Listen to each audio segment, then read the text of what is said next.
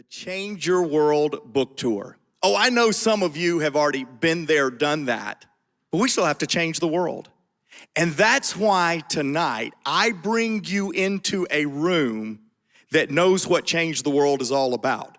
We're in Norcross, Georgia with our friends Dennis and Colleen, longtime friends.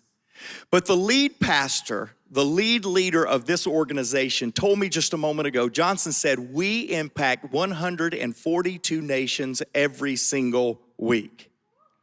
Can you believe that?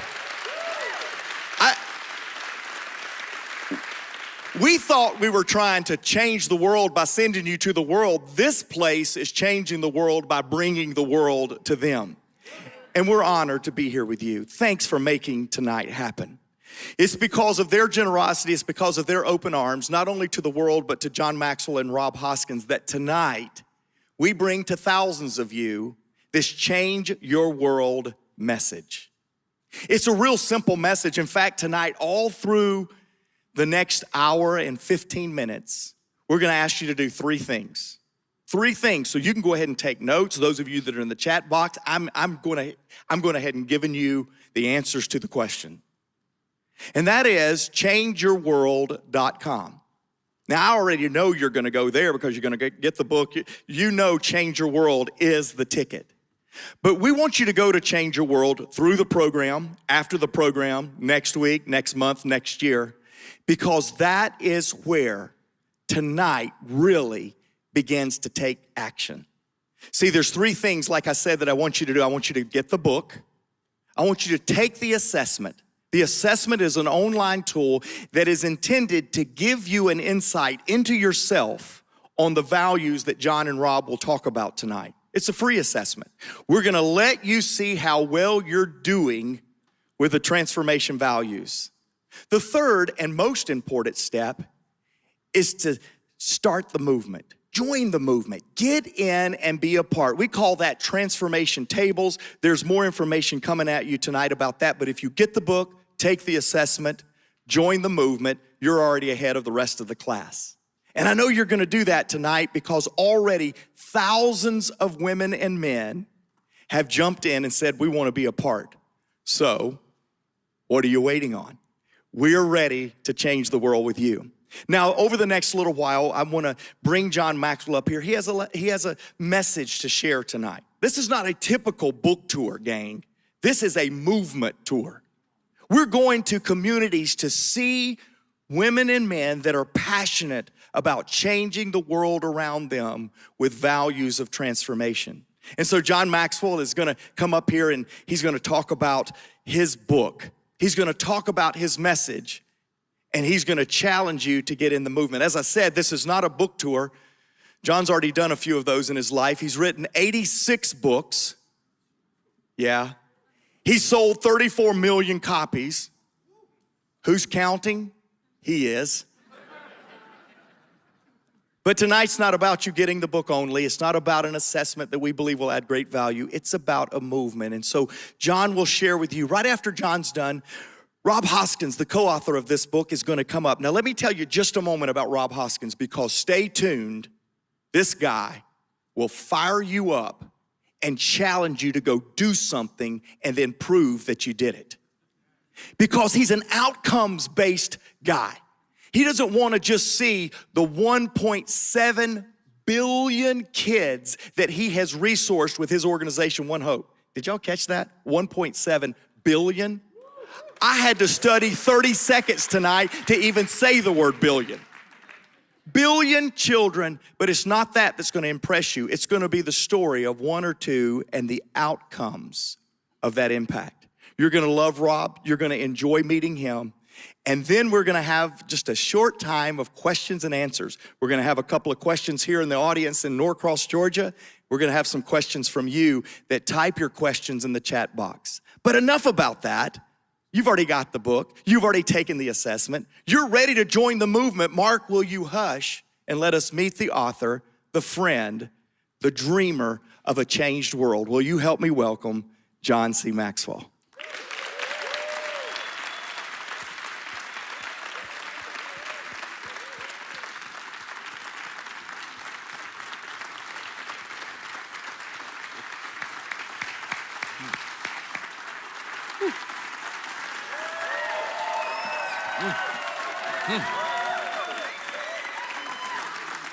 Thank you so very much. Please be seated.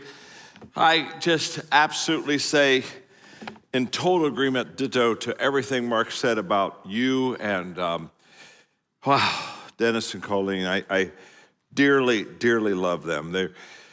We go back a long way. You know, you love people who started the journey with you. And 30 years ago, I was starting to do leadership, and these kids, Dennis and Colleen, I mean, they were kids. We're in my seminars and taking notes, and we got so well acquainted, and they become lifelong friends. And their church has been a huge legacy supporter for our nonprofit organization that does transformation around the world for many, many years. And then, gosh, to have Johnson and Summer come right in. I was with them on this transition day, which was really one of the highlights of last year for me. It's one thing to see somebody have a proven ministry that is truly life-changing, but it's even more rewarding to see them pass the baton off to someone that's going to carry it even beyond that. And that's, so I love you guys. You know, you're just, I mean, you're like the kids of them 30 years ago. And I'm just so excited for you, Johnson Summer, for who you are and the leadership you're given. And Dennis and Colleen, you're just anything I can ever do to serve you. You know that we're friends. I'm so glad to see all of you and all of you online. Thank you for being with us today. I'm excited. And we're going to talk about Change Your World. But if it's okay, I would like to do a teaching, and some Change Your World's in it, but I just want to add value to you. One of the things that has been a principle in my life for many, many years is that you never ask for anything.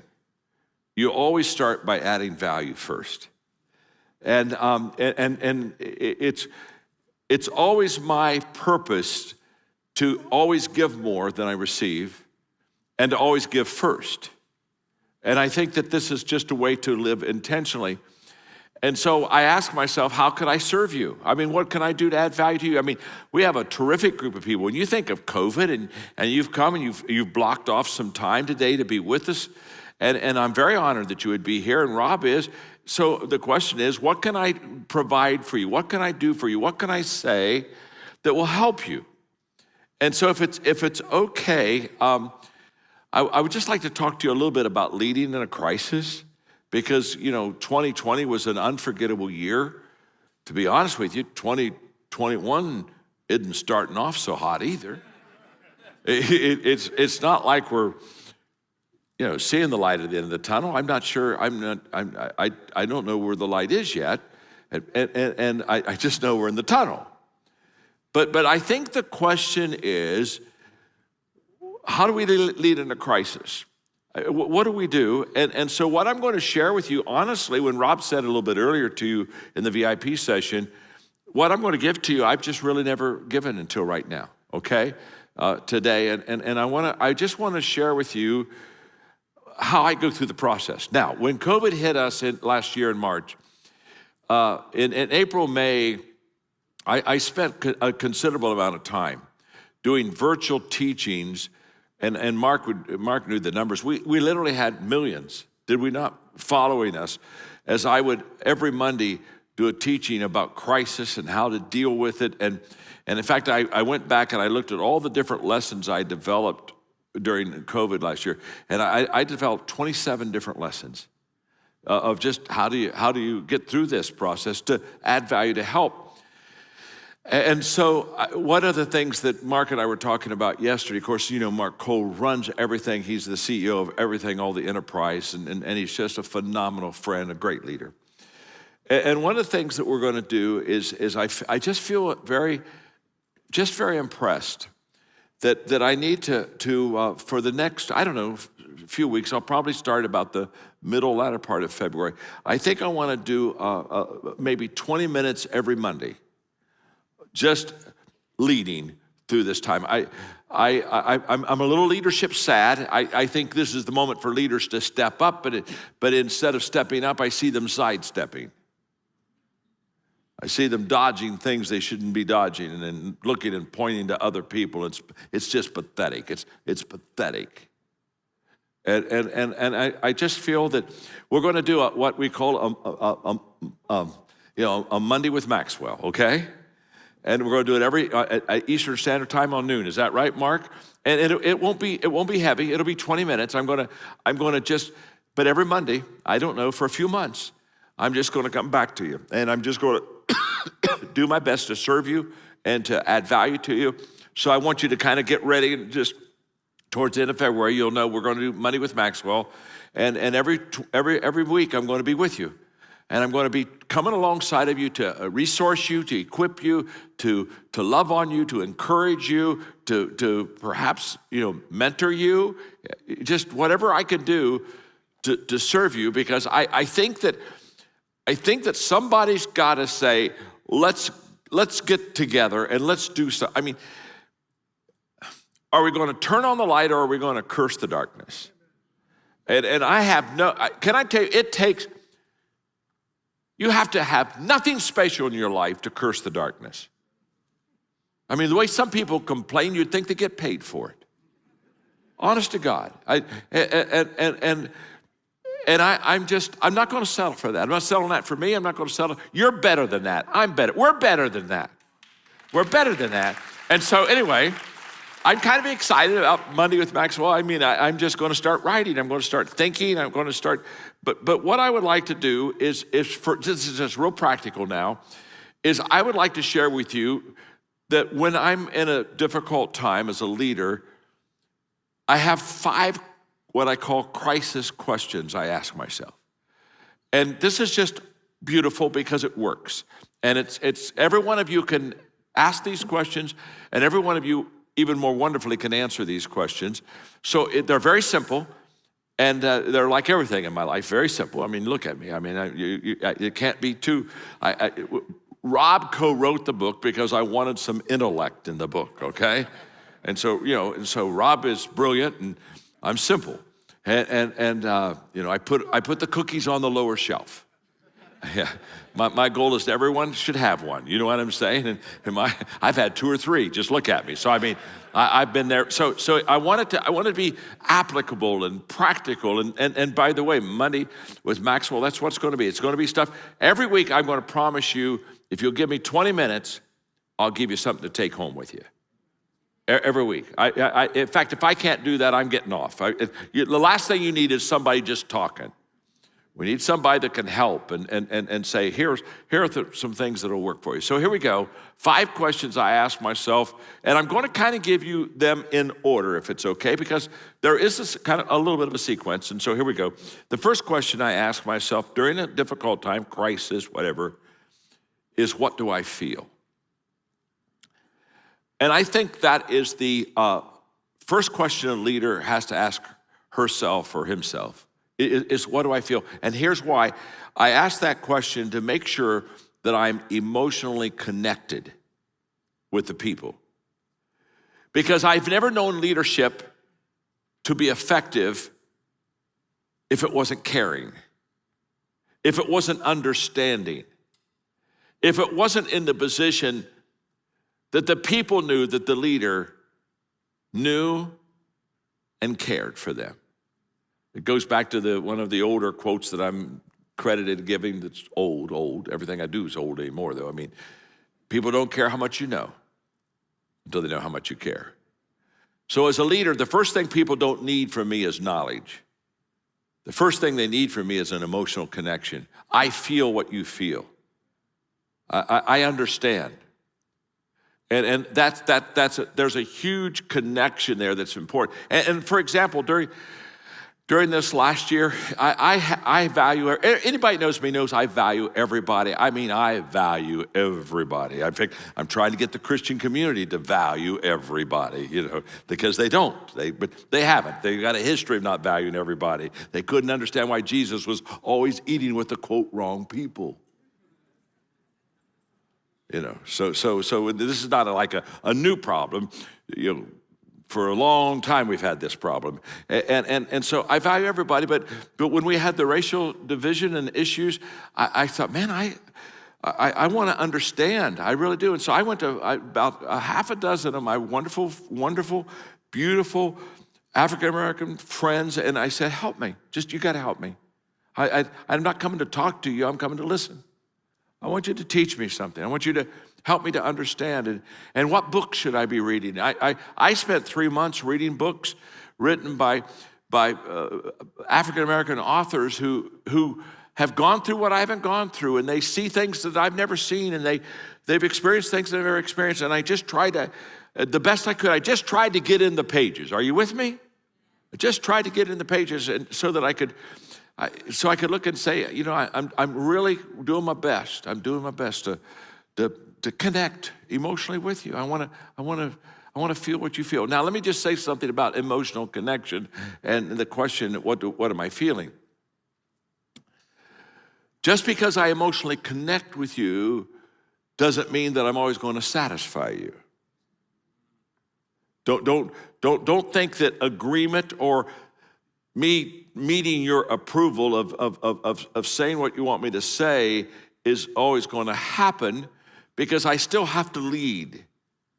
And what I know in the emotion of crisis is that so many times, well, people just miss the big picture. And so I want to hear, I want to listen, I want to care, I want to understand, okay? And I want you to just say, John loves me, John values me, John cares for me. That's very important. Here's what I tell leaders all the time. When you stop loving your people, you need to stop leading your people. Come on, folks. Where is this that leaders are harsh and demeaning and devaluing of people? This is not right. Common sense tells us this is not right. A leader wants to have that continued care and value for people. So we got that first. Let's go to question number 2, okay? The second question that I ask myself is what do I see? What do I see? And this now is a major leadership question, because during a crisis, let me explain something to you. During a crisis, the sight of the people shrinks. It doesn't expand. The sight of the people shrinks during a crisis because they begin to be consumed of what's happening to them. And the moment that you and I are concerned about what's happening, when I'm concerned about what's happening to me, the picture gets real small. Maturity is seeing things from other people's perspective. Immaturity is seeing things from your own perspective. During a crisis, people become very immature. And because of their immaturity, their picture gets smaller. But what do leaders do? Leaders see more than others see, which means they see a bigger picture, and they see before others see, which means they see it quite quickly. During a crisis, seeing more than others see is essential.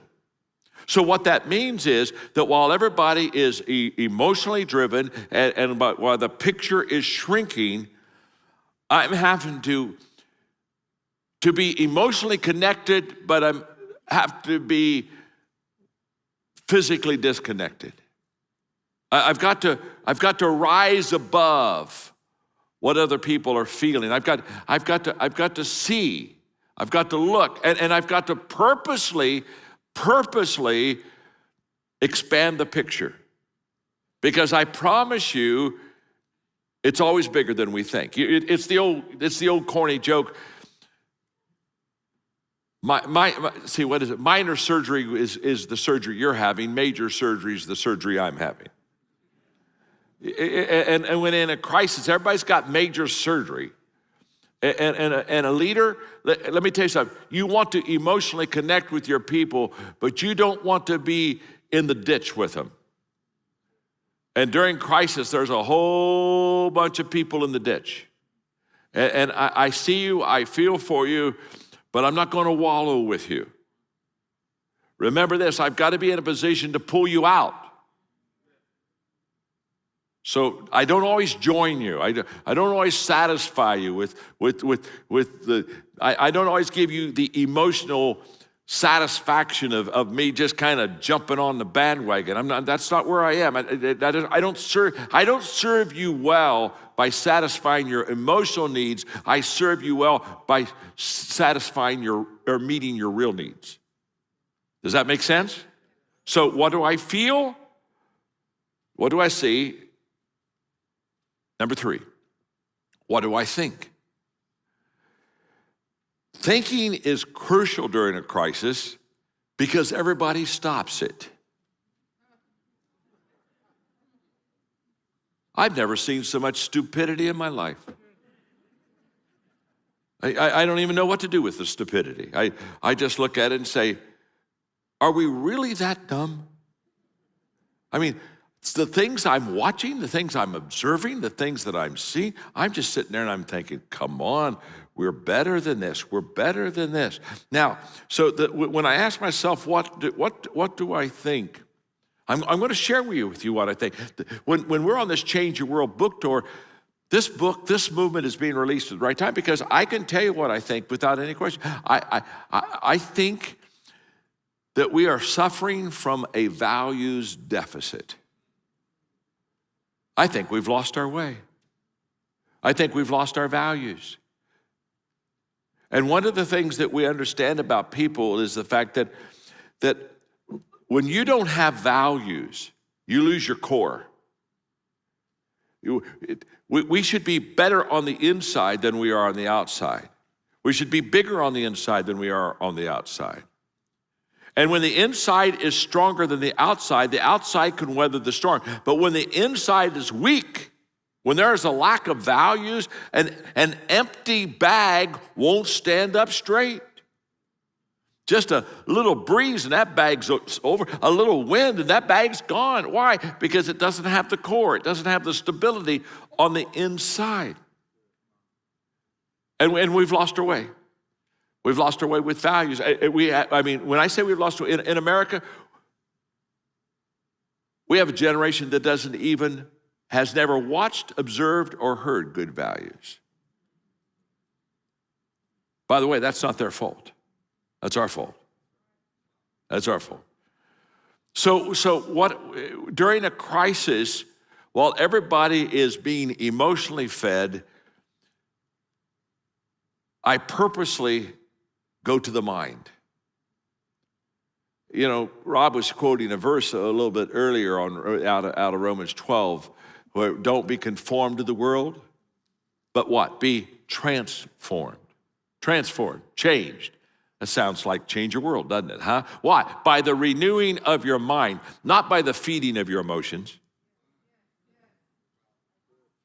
By the renewing of your mind. So as a leader, I've got to ask myself, okay, what am I thinking here? And you know, I did a book, I don't know, several years ago called How Successful People Think. And identified 11 ways that successful people think that are different than unsuccessful people. It has nothing to do with IQ. It has to do with the thinking patterns. It's the Philippians passage, things that are pure, good, right. Think on these things. We all know this. What I think is we have a values deficit. The next question I ask myself is, what do I know? What do I know? Now get the progression. What do I feel? This helps me emotionally connect. What do I see? This helps me to get the picture bigger, more and before. What do I think? I think that we've lost our way with a values issue. What do I know? Now, here's what I know. First of all, let me tell you what I don't know. And what I don't know makes people nervous. Because they're saying, when's COVID going to be over? I don't know. And let me say something to you. You don't either. The last thing we need is a bunch of leaders touting what they know when they don't know. There's a whole bunch. There's a lot of uncertainty today, and can I tell you something? I have a lot of questions. And by the way, it's healthy for people to see their leader say, I don't know. I don't know. That's, I'm a little uncertain there myself. Not sure. It's okay. Because when I'm talking, now don't miss this. So there's a whole bunch of stuff I don't know, but here's what I do know, and I know this beyond a shadow of a doubt, and this is where security comes from leaders to the people. I can't answer your COVID question, when's it going to be over? There's a whole bunch of questions I can't answer, but let me tell you what I do know. I do know there's an answer and there's a way out. I know that for sure. And so let me just tell you what I know. The security comes for not being able to give timelines. The security comes from the confidence that you have that there's an answer. And great leaders know there is always an answer. So when people look at where we are today, they say, oh my gosh, we're coming to a place, I mean, where's the answer? Let me explain to you, there's always an answer. And by the way, there's usually more than one answer. And when you lead out of abundance, there is a tremendous amount of hope that is given to people. And what I know is there's an answer. I know that through all this crisis, we can come out better than we were. I know that we can use this as a stepping stone. In fact, the great question is going to be 5 years from now. Going to be wanting to ask everybody, what did you do during COVID? Did you get better or did you get bitter? Talk to me. Did you improve your life? Did you turn on the light or did you curse the darkness? Talk to me. Talk to me about where you are. And the last question, okay, you're doing so, my gosh, you are so receptive. You're just, yes, that's what you are. Look at your neighbor and said, John thinks you're amazing. Go ahead and tell them that. John thinks you're amazing.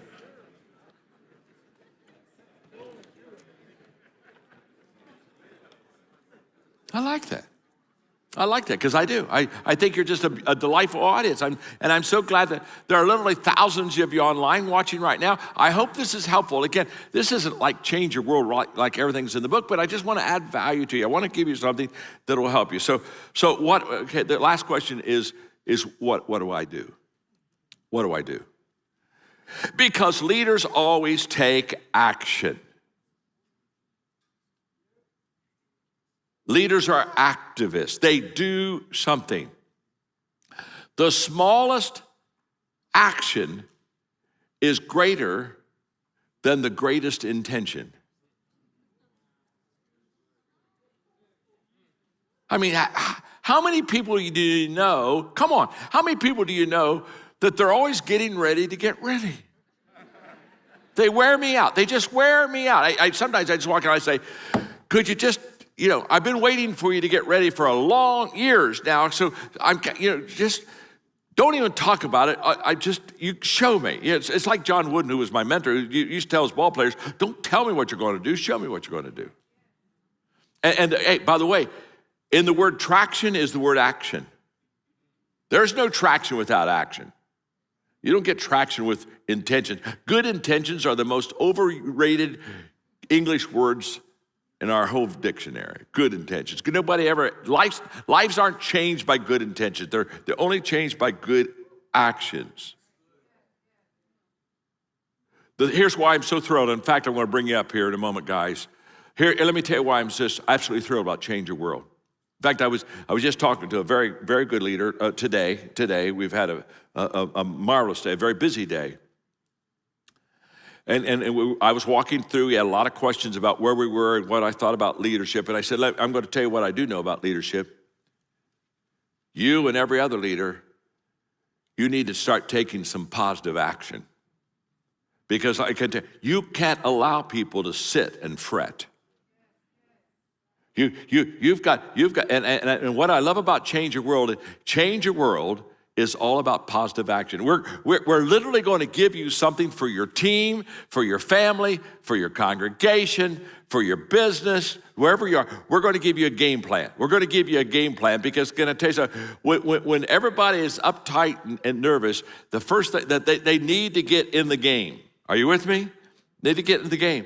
And so what do I do? The leader says, okay, what am I going to get to have for my people that will get them to take action? And that's what makes me excited about Change Your World. So with that, I really want to get Mark, you and Rob up here to to help us. And so I didn't give you all the teaching today, but it's your fault. You were so good, you just kept you drew out that, and you know, with a bad audience, I just skim. And with you, I just dove. You understand? So it's all your fault. It's your fault. Rob, my precious friend, you come up here. Mark, of course, who just I'm so grateful for you, and so anyway, this is going to be. And by the way, I know, Mark, this is your intention. We'll talk some about the book, but we want you to be preparing questions, don't we, Mark? Yeah. Online, so you can kind of set that up if you don't mind. For sure. In fact, George, I was just looking. George Bowman, he says, I just received my copy of the book this afternoon. So if you don't have yours, you're behind George. So way to go, George. You're the man. Take action. Get the book. Go do the assessment. You're doing it, George. Thank you. Hey, as John just said, we're going to talk a little bit about the purpose behind the book, why these two have partnered up. You're going to get to hear a little bit of that historical reference of the book. We also want to engage you in time of question and answer. We'll take some questions out of the audience here in Atlanta, Georgia, as well as we will take some questions from those of you in the Facebook community. I'm going to be watching your questions. If it's a good one, no pressure. I may call your name and ask you guys the question. No sweat. Y'all not sweating, are you? You can handle this? Hey, John, we talked a little bit earlier, 86 books. You've truly impacted the world of leadership with your writings. I think there's been 3, maybe 4 co-written books. And then this was a book you wanted to co-write. Why co-write this book? Why co-write with Rob? I wanted to co-write because I needed help. This is a big subject, transformation, changing your world.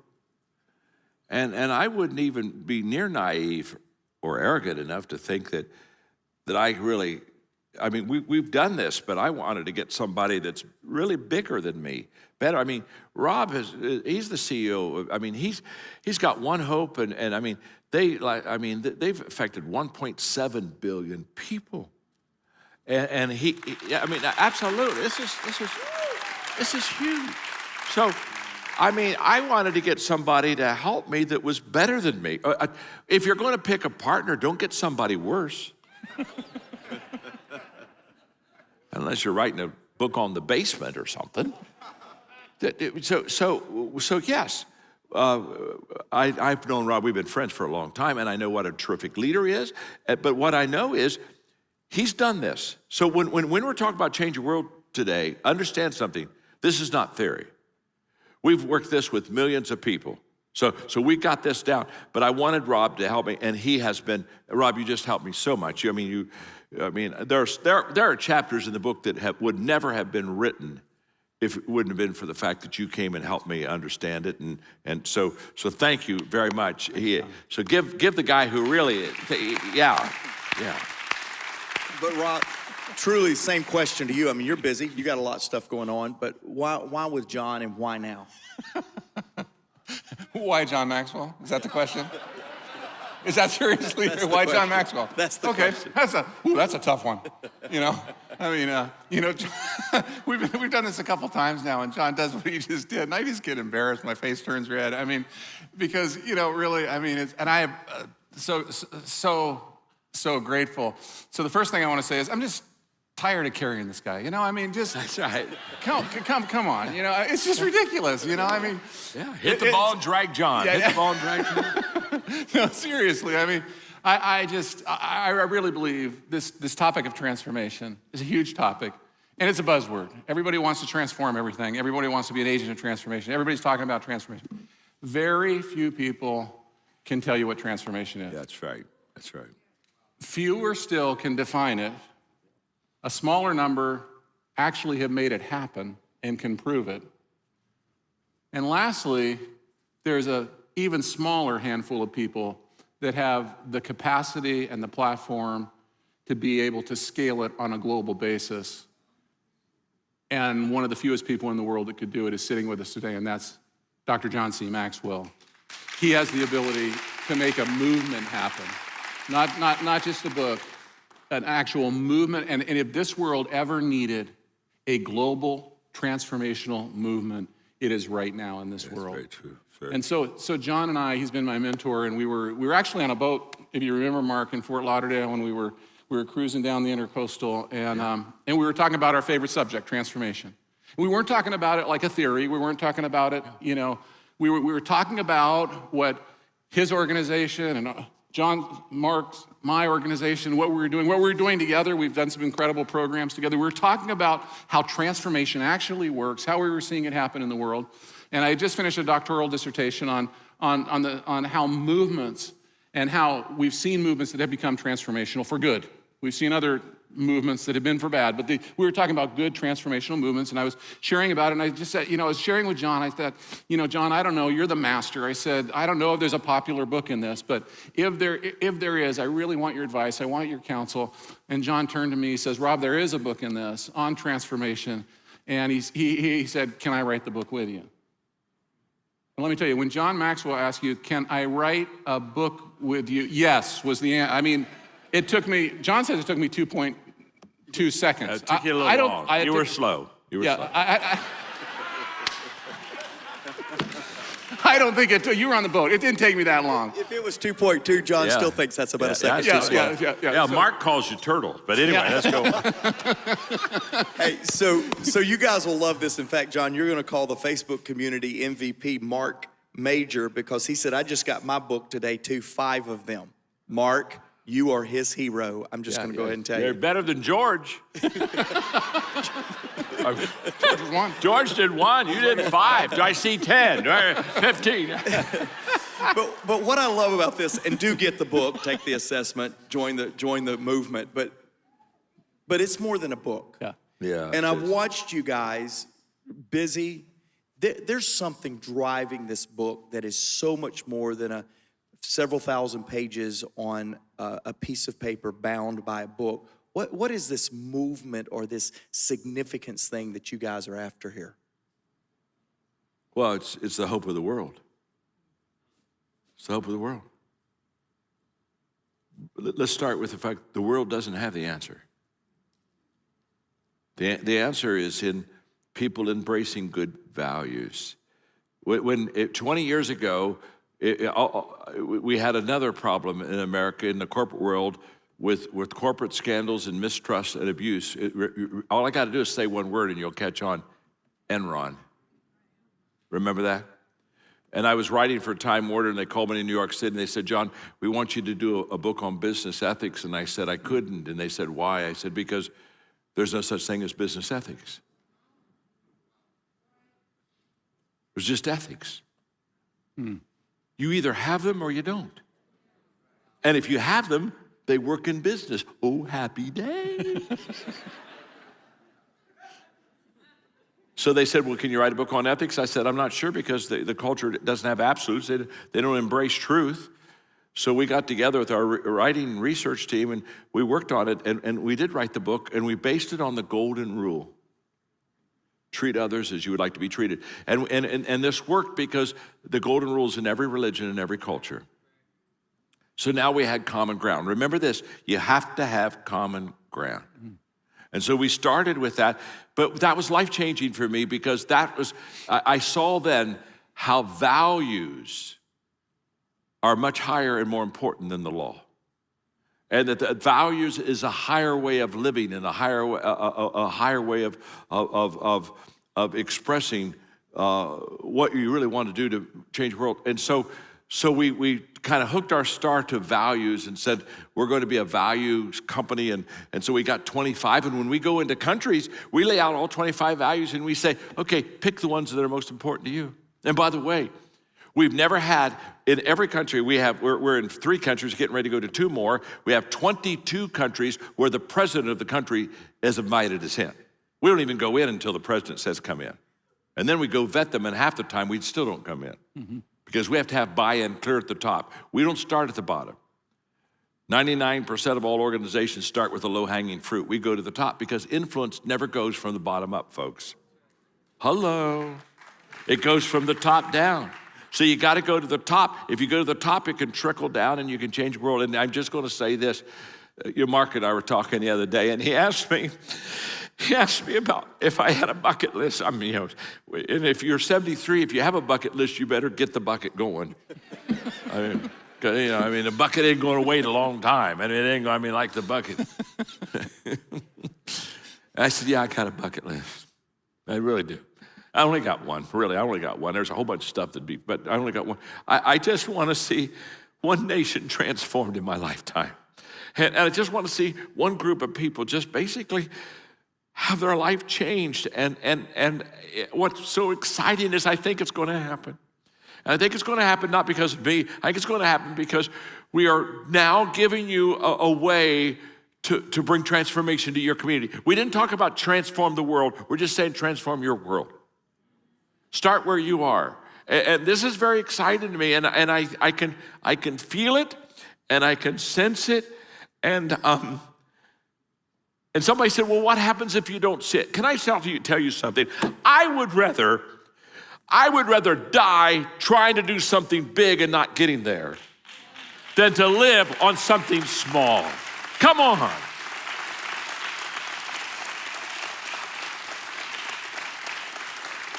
I like this crowd. I like this crowd. I don't know where we're going tomorrow, but let's take them with us. I don't know what you're doing for the next 6 days, but you cancel it. You just tell them you're on Robin, John, and Mark's book tour. You understand? Because we're going in a couple days to Bismarck. Bismarck. That shows you how committed we are. Bismarck. In January. In January. Mark scheduled us. I wrote a book called The Laws of Leadership.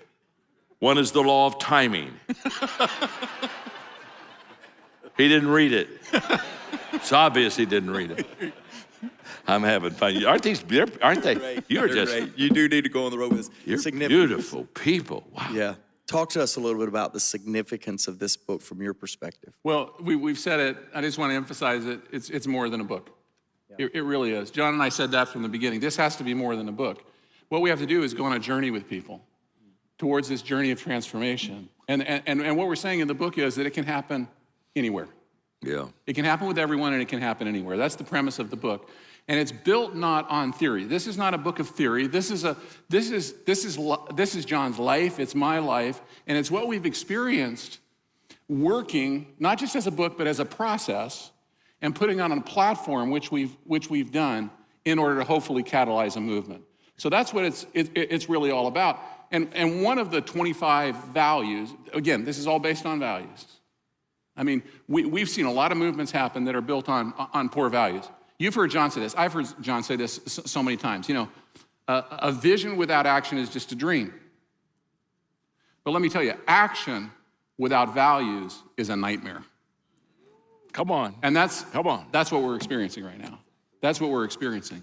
So we're talking about transformation coming from the values that John and I and our teams and our organizations have lived out and seen and been able to measure that those differences are happening in people's lives.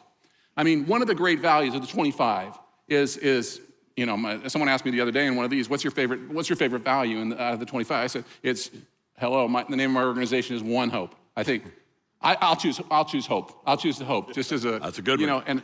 And hope is more than an emotion. I mean, optimism is an emotion. Hope, optimism. I feel good. I just feel it. I just feel it inside. Hope is more. And one of the things we go really deep on in this book is the science of hope. And there's a science to hope. And the science of hope has three major characteristics to it. One of them is goals. There's no hope without goals. So this is a process. How do you set goals? How do you set transformational goals? How do you begin with the end in mind? We have teachings that comprise how to set goals that are going to bring hope to the world. Yep. Number two, there's willpower. Number two is willpower. Willpower is inspiration. To me, I'm sitting next to the king of inspiration for me, for inspiring people to want to do something, to become leaders. You have to have willpower. That's what his last teaching was all about. It's about having that willpower in order to, but the third thing you have to have is you have to have way power. Yeah. Have to have a path. You have to be able to see a path in order to have true hope. Yep. You have to be able to see the way out of it. And that's what I think is different about this, John. And Mark, it's way more than just an optimistic book to make you feel good. It's much more than a self-help book. It's a book, it's a process, it's a platform that I believe is gonna help everyone everywhere in order to be able to transform themselves, their families, their communities, their businesses, their schools, their education, and I believe it, John, even nations that can happen. And it's not theory, it's fact, it can happen, and it can happen in your life. No, that's so good. Yes. What I can't wait for you to read the book. What I love about what you guys did is you made it accessible. So we're talking to two guys here today, 1.7 billion kids. John, today in Guatemala, over 1 million kids going through during their school day, your values. And sometimes that creates the success gap. Well, yeah, that happened for Rob, that happened for John, but can it happen for me? Can I really change my world? What am I gonna do? And what you've done in this book with great intention, the stories of women and men, young people, I was gonna say like me, and then I said young people. That doesn't work. Okay, so of men and women like you and I that wanna do something, and that intentionality that you did there took this magnitude of a big idea, change your world, and shrunk it down for everyone. I'd love for you guys to talk about the intentionality about that, and maybe, Rob, even one of the stories from the book. And before Rob gives you a story, here's the way this works. Anyone who learns and lives good values and values people and shares those values with them will change their world. I'll do it again.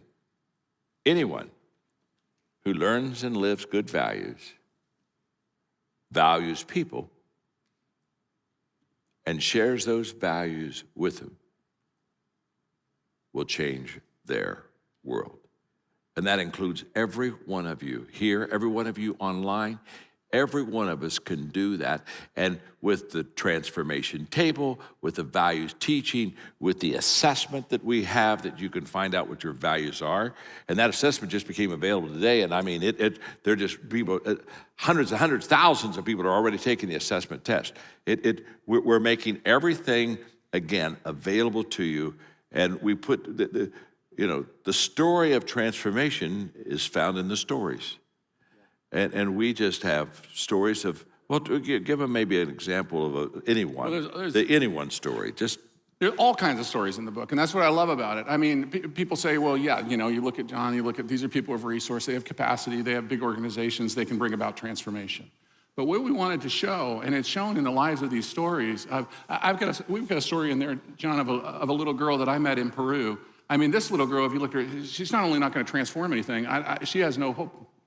She has no hope for her life. I mean, she's trapped. She's trapped in a slum suburb of Lima. She's actually being abused by her father. And we can tell you that story of how she's transforming education in Lima, Peru today. Yeah. We have story from her to businessmen who run massive organizations, had all the success, money, everything else in the world. You know what? They were dying because they had no significance in their life. They needed a transformation just as badly in their life. Yeah. And there's a story of them and how they're changing the world. There is so many stories in the book but here's what I want to tell you. I mean, the stories that we tell in the book are still examples to me every day that I need to bring transformation into my life, every day of my life.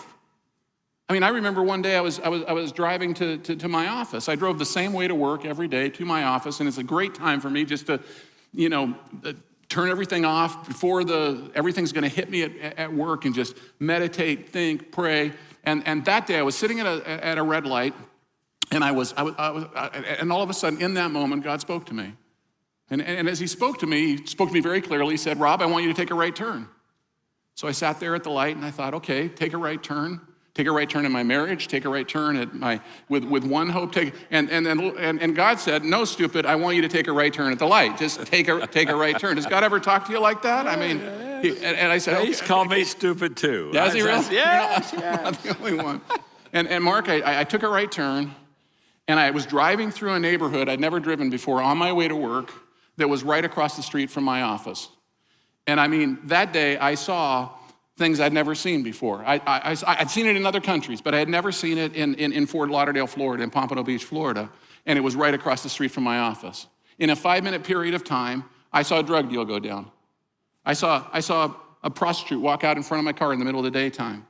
I saw kids that should have been in school that were not in school.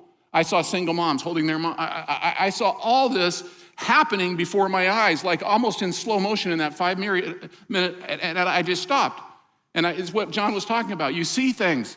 And as I saw that, I pulled the car over to the side of the road. I was overwhelmed. I just began to weep. I began to weep for this neighborhood I found out later was called Avondale. The reason I was weeping is because I'm reaching millions of kids around the world, and I couldn't even see what was right in front of me. And God was saying, take a right turn. And we need to take some right turns in our life.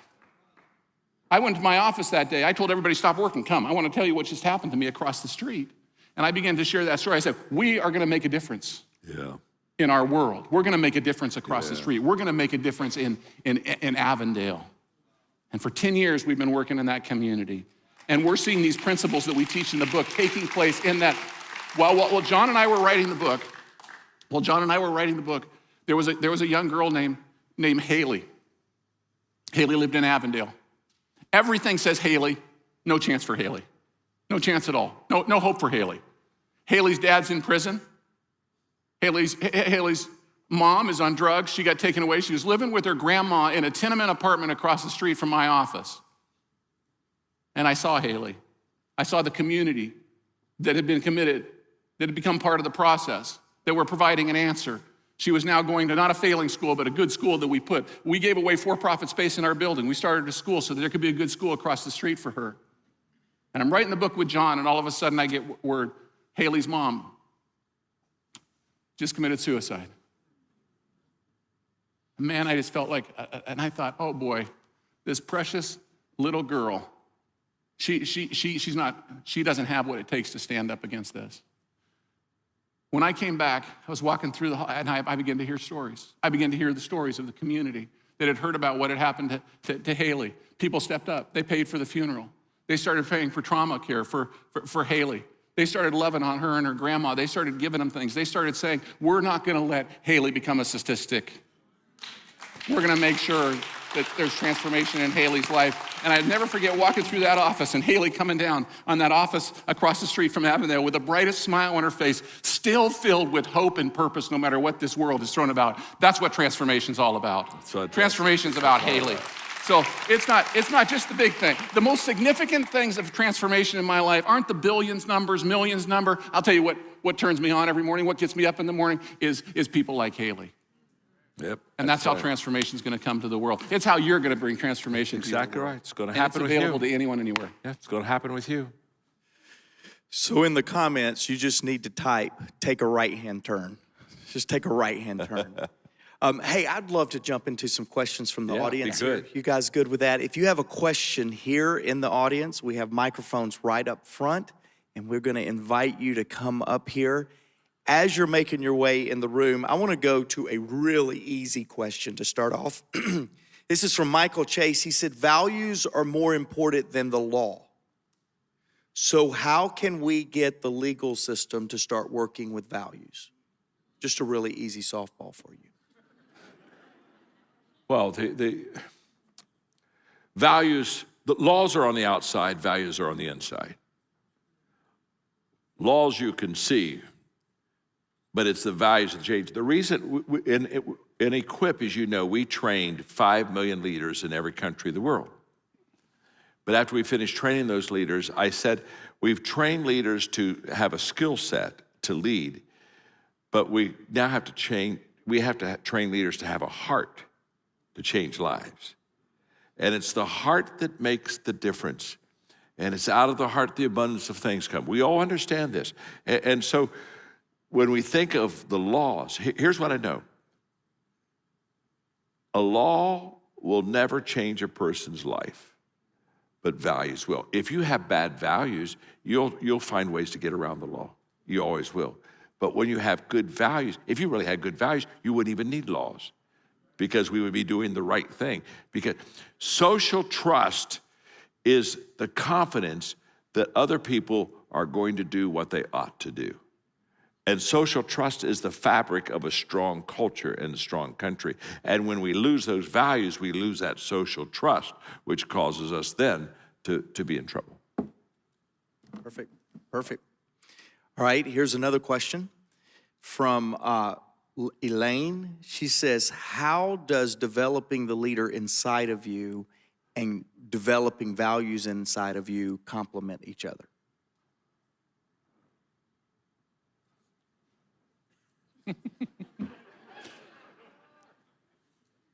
Anytime you work on anything inside of you, whether it's values or leadership, you will greatly improve.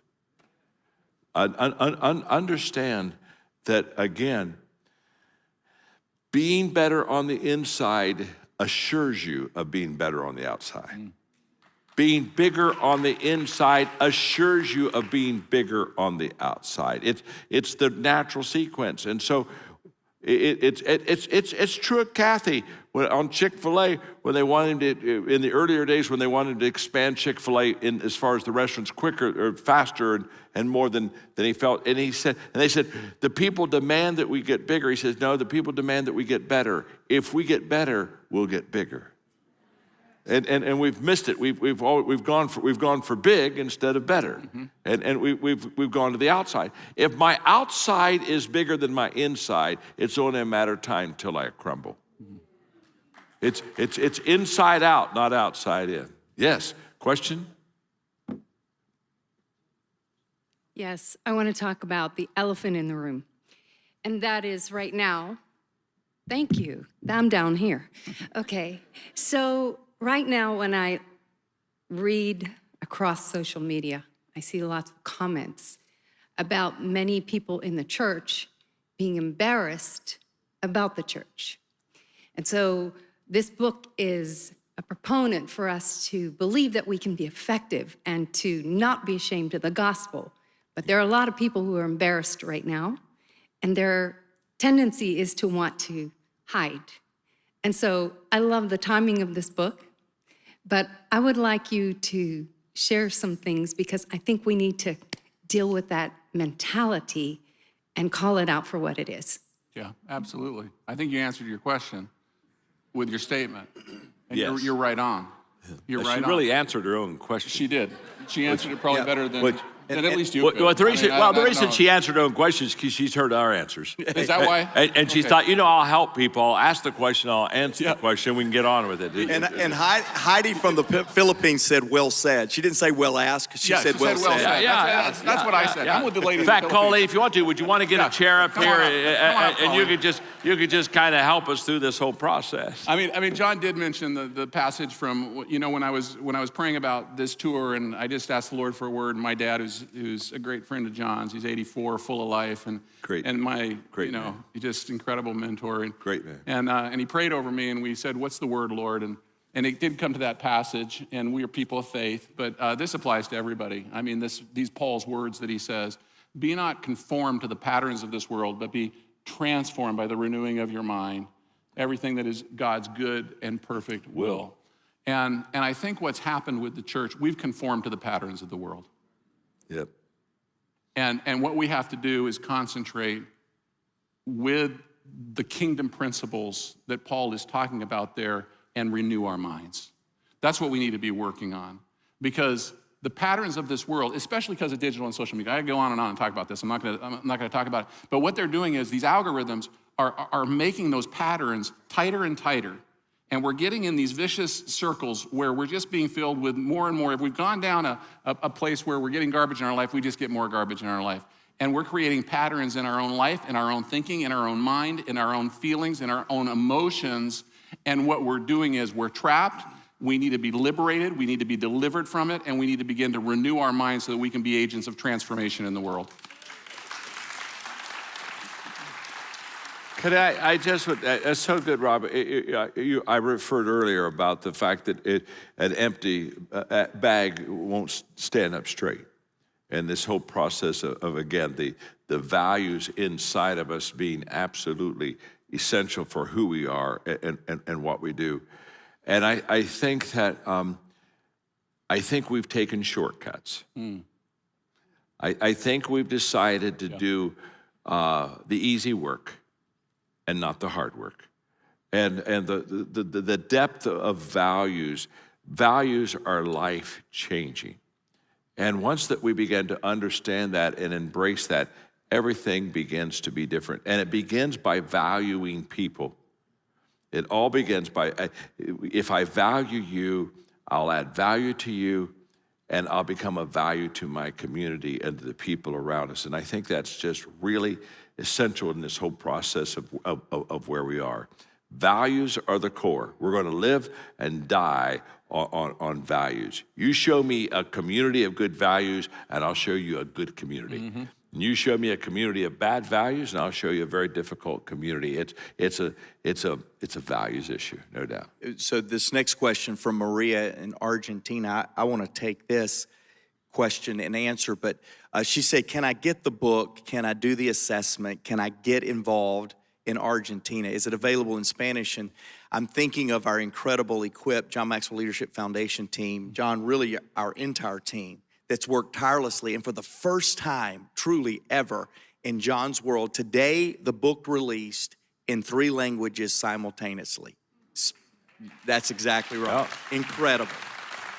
English, Spanish, and Romania. Right now, you can get online, changeyourworld.com. You can do the drop-down box, select your language, and you can buy the book in your language. You can take the assessment in your language. You can get involved in a transformation table in your language, and that's because of the incredible work of our team. You know, Mark, I wasn't going to say this, but I just felt it. I just need to say this.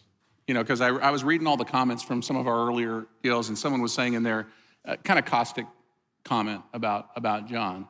And saying, well, of course he wants to change. Of course he wants to add value. He wants to sell books. Look, I'm gonna take you behind the curtain here and let you know something. What John has invested, and what the foundation has invested, and what his partners have invested in this is far more than the book will ever bring in. Let me tell you that. He invested it at the very beginning because his motivation in this is to change your world. And I just think it needs to be said out there. People don't launch a book and then build an entire platform that is everything's given away for free and start translating in non-profitable markets if what they're interested in is selling books. That's not what this is about. And I just think we need to give it up for John and Mark for having the faith to launch a movement. And all their partners, including the Rouses and so many others that have made it happen. Yeah, absolutely. Yeah, it is partners. This thing is much bigger. I'm going to let you guys close in just a moment with just kind of your final challenge to get us into the movement. So many comments are saying, okay, what's next? And I really have tried to simplify that. It really is buy the book, take the assessment. Even if you're not ready to jump in yet, go take the assessment and let it show you how you rank on these 25 transformation values.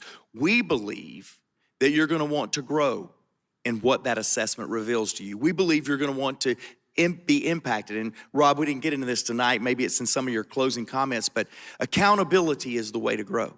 Get yourself into a community, into a roundtable, much like you're sitting in this room, but we have virtual roundtables. In fact, we have over 5,000 of our 37,000 coaches around the world, 161 countries, that are ready to lead roundtables with you in it. And so you can go to changeyourworld.com. You'll be able to get that. But again, first step, what do? Get the book. You're not quite even ready for that step. Go take the free assessment. Changeyourworld.com will show you, will send you an assessment. You'll be able to see where you can improve and really change your world. But finally, make no mistake about it.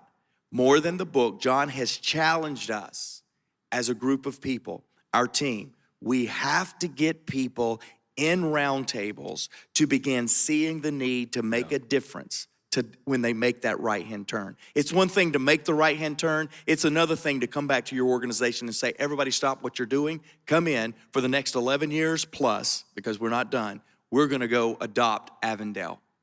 And now they see that. Gang, this is not a quick book, a quick assessment. This is a movement that I believe for such a time as this, we're called to.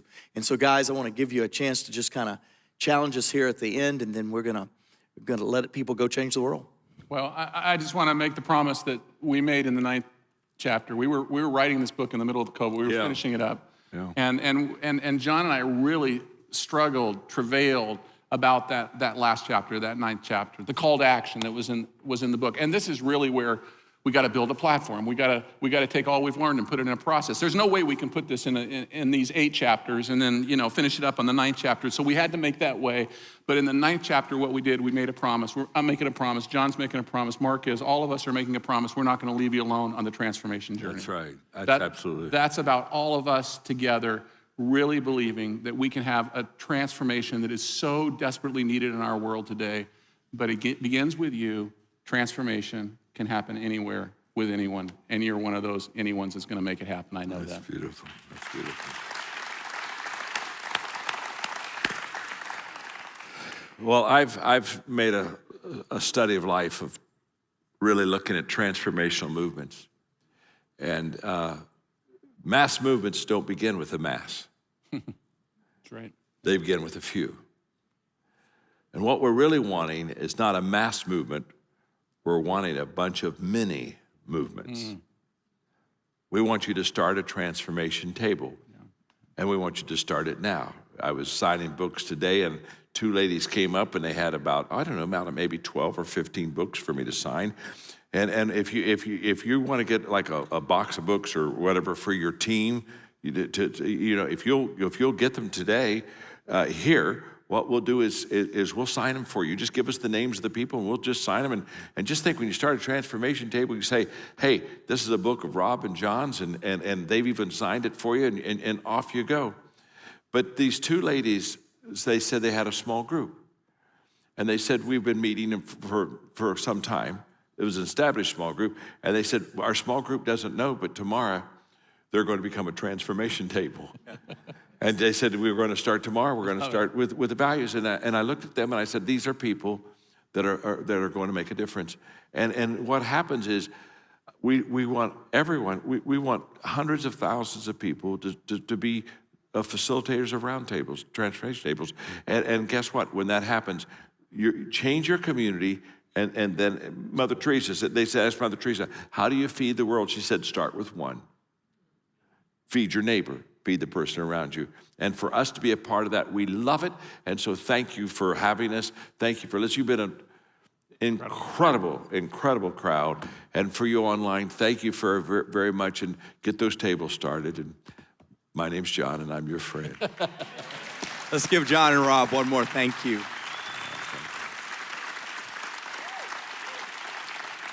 Thank you. Thank you for joining us online. We'll see you on the movement tour.